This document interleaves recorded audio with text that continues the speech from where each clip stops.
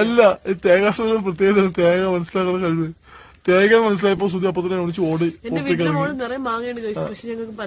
പറ്റില്ല. ഹൈറ്റ് കൂടുതലാണ്. പിന്നെ തേങ്ങ മനസ്സിലപ്പോ സുധി തേങ്ങ മനസ്സിലപ്പോ സുധി രാത്രി എണീച്ച് പുറത്തിറങ്ങി.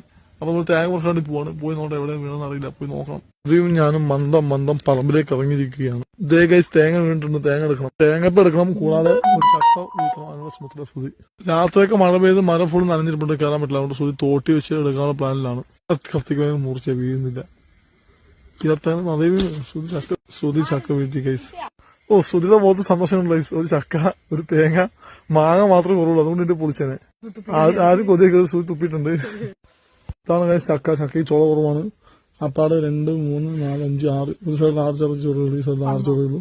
12 ചോളയുള്ളൂ. ചക്ക ചെറിയ ചക്കയാണ്. ചോളയും കുറവാണ്. ചകിണിയാണ് കൂടുതൽ.